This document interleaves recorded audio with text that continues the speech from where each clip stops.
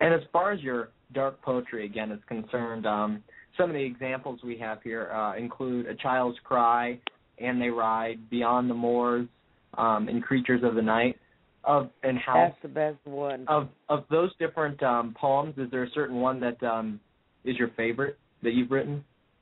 Creatures of the Night. That was one of my first. Yeah, I was just wondering of the different poems you've done, if you have a favorite. Creatures of the Night, that is definitely my favorite.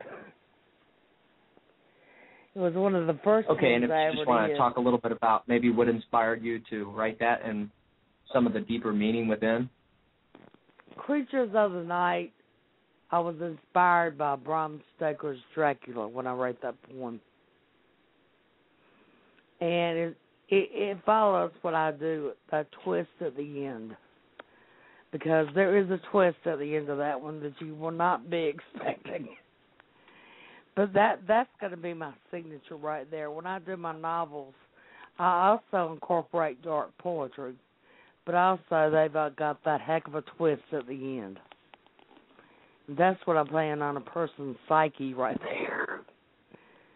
I told my husband tonight I still went to college and been a psychologist. But I love what I do. I just love writing. And do most of your stories or your stories or your poetry, do they come with some kind of lesson, a moral for the reader to anticipate or think mentally? I would say yes, especially the novels that I've got coming up now. They will make you think. And how I'm ending like Prey of the Scavenger, you're left there with your mouth hanging open. And like the one I'm doing, A Thorn Within the Roses about the female serial killer, I'm about halfway through with that one, and what I've got planned for the end, a person's mouth will be hanging open. But, a lot of people wouldn't touch something about slavery or Hitler, but I'm brazen enough, I'll do it. Because my pay is not the money. My pay is when somebody reads or hears some of my work, I can see their face or hear what they think, and I love it. Because I have a unique talent, and, it was given to me by God, divine intervention or whatever. I've never been to school for creative writing, but everybody that reads my novels, they love them. Mhm. Because this is the first time I've heard of a genre like this, so when my co-host was telling me about your books, I was like, okay, this is new, this is different. Well, of Atlanta, it's the series of 5 books, so that was my first try at writing novels, but it's a good story. But I wasn't satisfied, and then I challenged myself to write The Prey of the Scavenger. And I was very pleased, especially with the reviews I got back from. I got back rave reviews. I've even been compared to Stephen King and Gene R. Kuntz. I can't get better than that.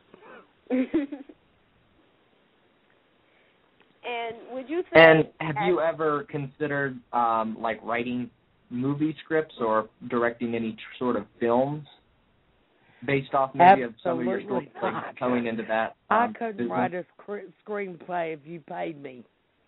Direct this, direct that.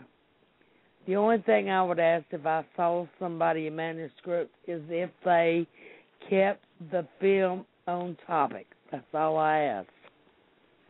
Because, when I write the books, that's the movie. If they go messing with a novel, they're going to mess up the whole thing. And I agree with you there because most stories that have been turned into movies, usually they always go a little bit off topic with what the story is supposed to be about, and most of the readers who are dedicated to the book are usually frustrated with the movie. Exactly. Because J.D. Salinger, who wrote The Catcher in the Rye, I know one of his short stories had got adapted into a movie, and they went so off track with his book that he never sold the right to any other book he had, including The Catcher in the Rye, which is a good book as well. Well, that's like when the movie Bram Stoker's Dracula came out.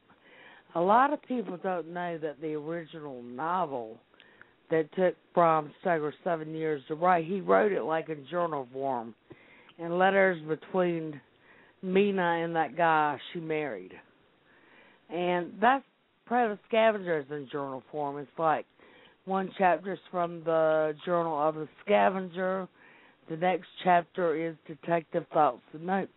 It's like that throughout the whole book. Mhm. It was just different. I want to be different. I want to offer new ideas. I'm not weird. My husband says I'm weird, but I'm not weird.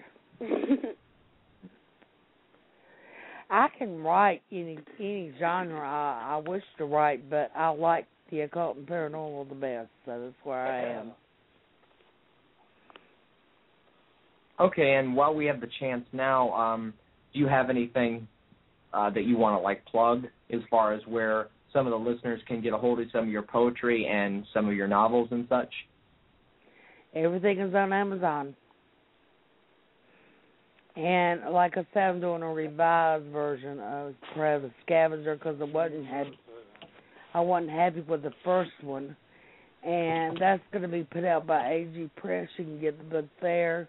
You can get it on my website, www.lanaislair.com. That's LANAIASLAIR.com. Everything's there. Okay, and would you give any advice to people who are trying to write poetry or fiction, but they feel as though they don't have the confidence, or they just feel that they don't have the cards are stacked against them? Would you give them any advice? Yes, I would. One is to, start out small, then work your way up. When I started writing novels, I used outlines. I'd outline each chapter. I'd outline what I wanted to pursue in each chapter. And I don't have to do that now, but that's how I first started out writing novels. And I have a secret. I write my last line first. Whether it be poetry or novel, I write my last line first. That way I can build my story on my last line. And be careful who you deal with. Okay. There are a lot of nuts out there. Well, me and Todd want to thank you so much for taking time out of your schedule to talk to us, and we really love your horror stories, your poetry, and this is very much a unique genre that most people don't know about. So if you plan on doing a book tour, do you think that will help people learn more about this genre and possibly go in it themselves? Possibly, yes. But, like I say, a lot of people like slasher and all this. I like the psychological part of horror.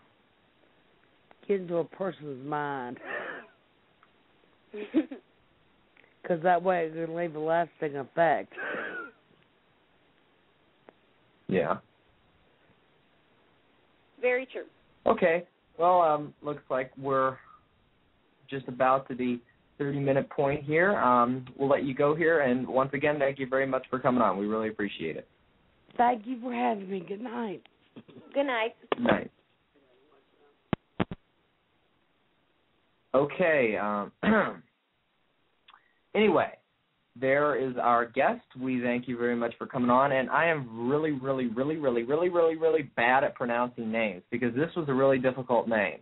And I even asked her publicist, how is this pronounced? And apparently it is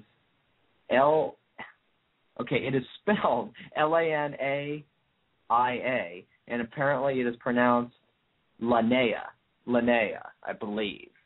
I believe so, too. Thank you very much for coming on, Lanaia.